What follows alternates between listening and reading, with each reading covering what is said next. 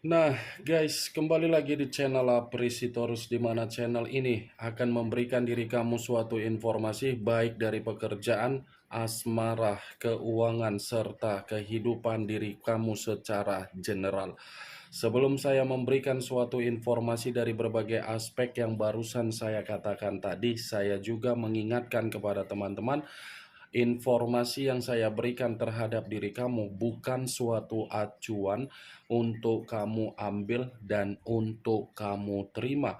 Saya hanya bisa memberikan diri kamu suatu informasi berdasarkan kartu yang saya pegang ini.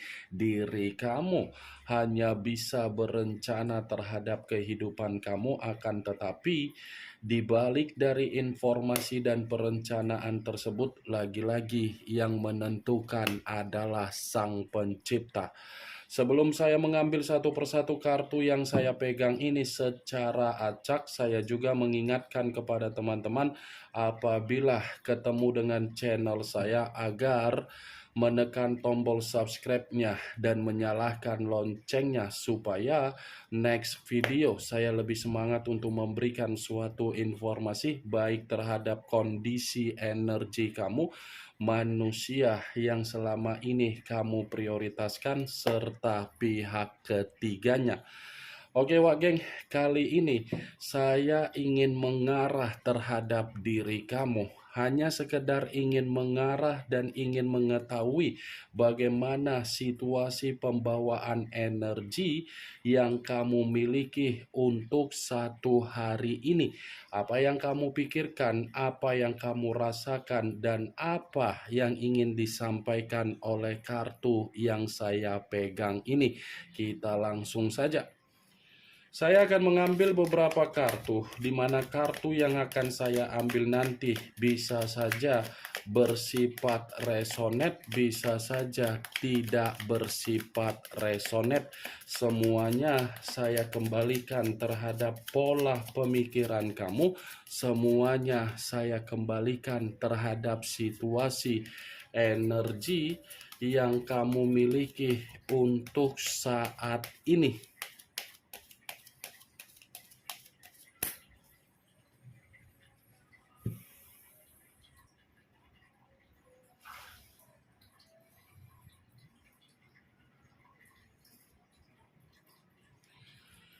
Muncul kartu ini.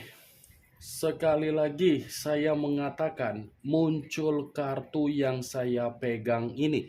Di mana kemunculan kartu yang saya pegang ini seperti memberikan suatu isyarat atau gambaran yang dimana gambaran tersebut berasal dari kondisi perasaan kamu. Kondisi perasaan yang bisa saja saya mengategorikan masih menyimpan yang namanya unsur kesensitifan yang begitu sangat luar biasa.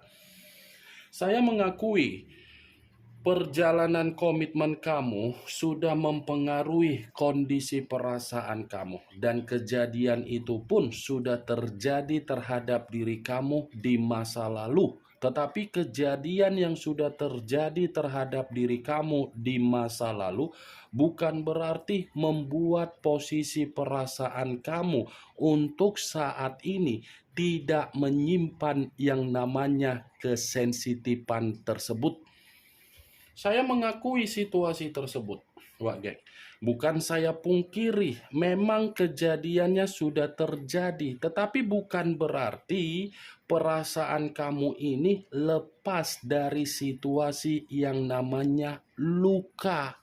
Karena luka yang ada di dalam perasaan kamu ini belum tentu bisa untuk disembuhkan ketika manusia yang meninggalkan diri kamu berusaha untuk meyakinkan diri kamu kembali.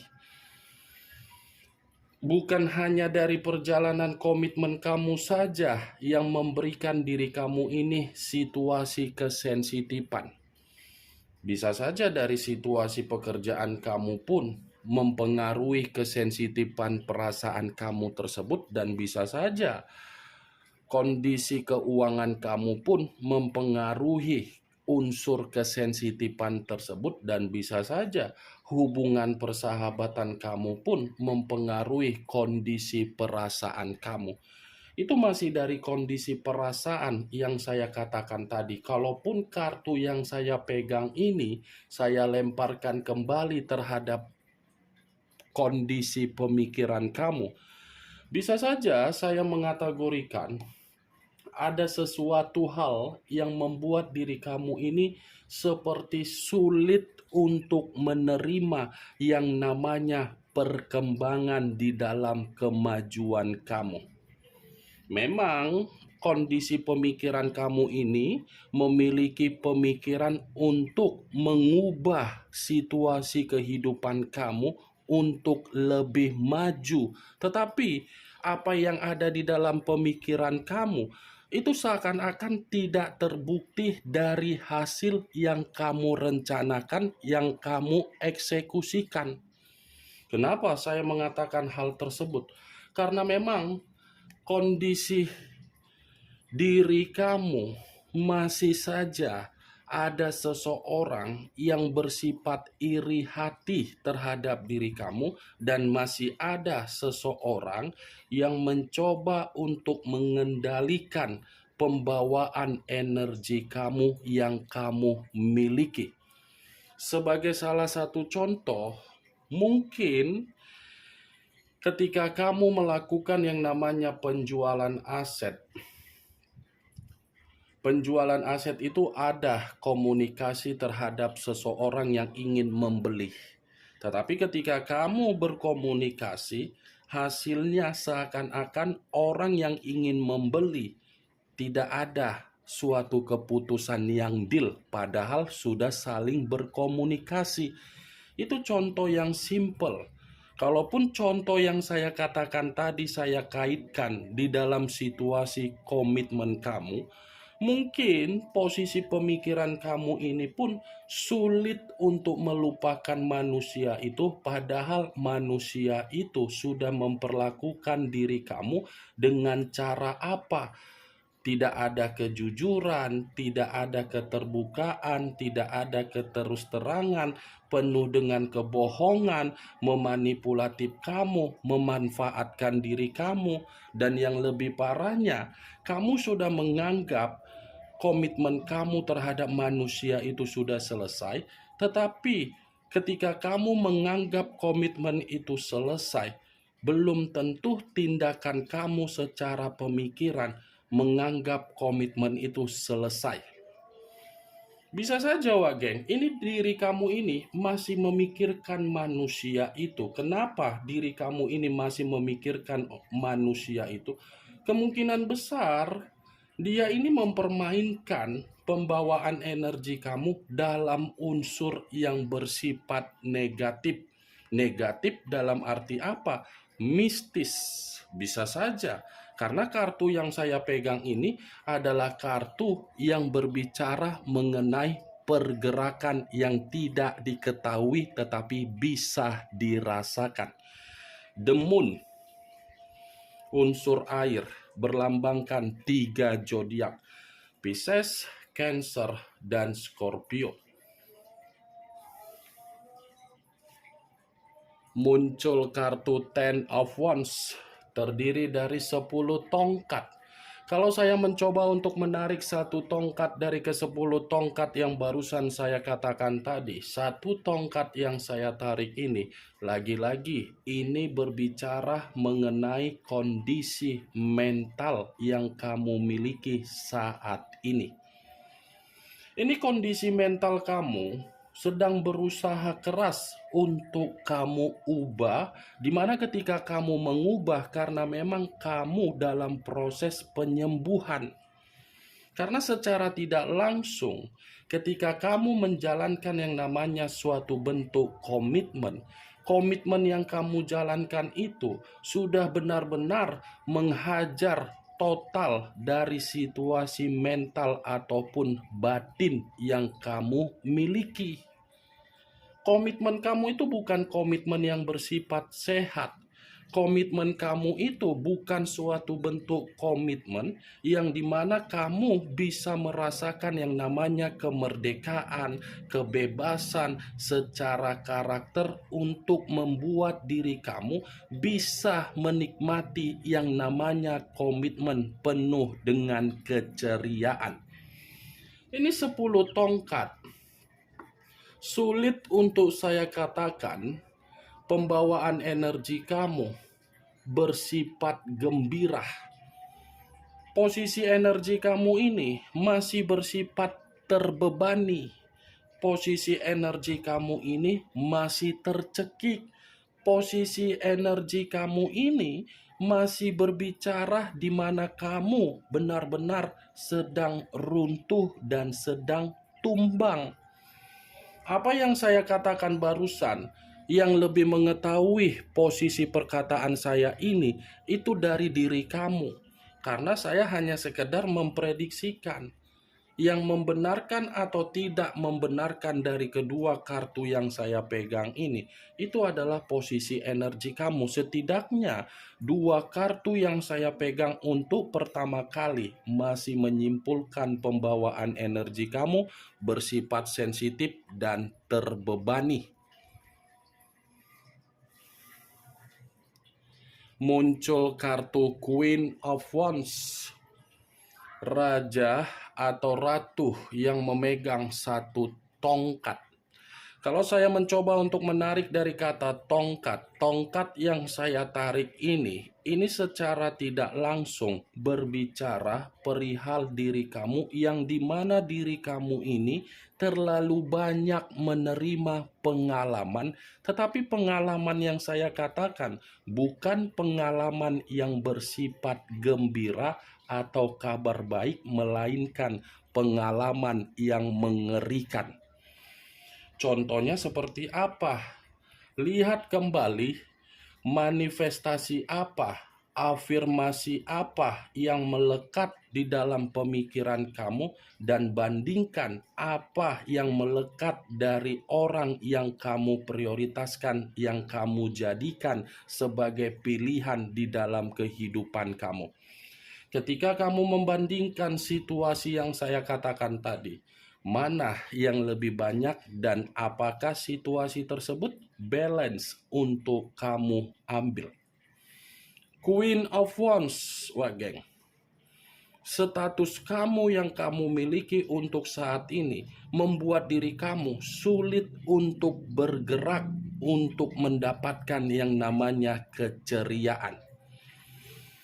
Sulit, karena secara tidak langsung banyak tanggung jawab yang sedang kamu pikul, baik itu dari mental, baik itu dari kesehatan, baik itu dari batin, baik itu dari ruang circle kamu, baik itu dari persahabatan kamu, baik itu dari situasi pekerjaan kamu, baik itu dari bisnis kamu, baik itu dari orang tua kamu, bahkan dari situasi anak. Ini banyak tanggung jawab yang sedang kamu pikul. Nih Dewa Geng, sulit untuk saya katakan kemunculan kartu Queen of Wands berbicara mengenai diri kamu yang dimana kamu ini penuh dengan kenyamanan untuk satu hari ini. Muncul kartu The Emperor, unsur api berlambangkan 3 zodiak, Aries, Leo, dan Sagittarius. Kalau saya mencoba untuk mengesampingkan ketiga zodiak yang barusan saya katakan tadi, keluarnya kartu The Emperor ini seperti berbicara mengenai situasi pemikiran kamu, yang dimana situasi pemikiran kamu ini membutuhkan seseorang agar kamu bisa bertukar pikiran.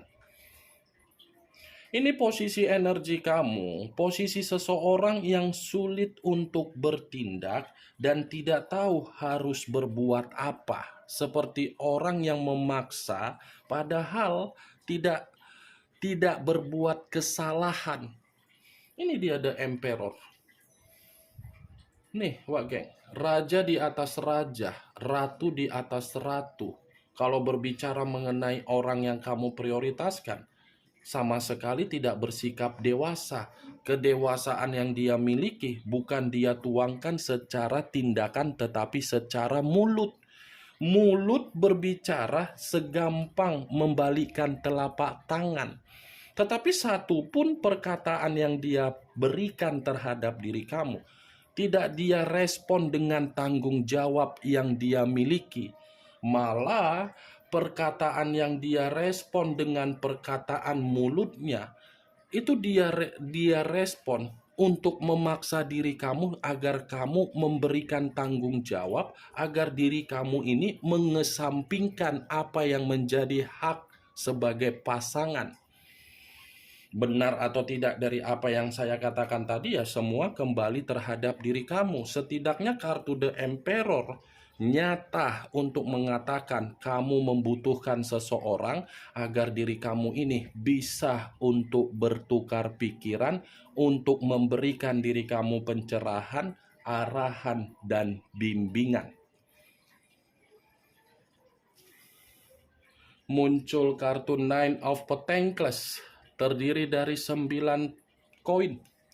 Kalau saya mencoba untuk menarik satu koin dari ke-9 koin tersebut, satu koin yang saya tarik ini seperti mengategorikan dari situasi keuangan kamu. Kenapa saya mengatakan situasi keuangan kamu? Ya lagi-lagi, situasi keuangan kamu ini tidak bersifat makmur.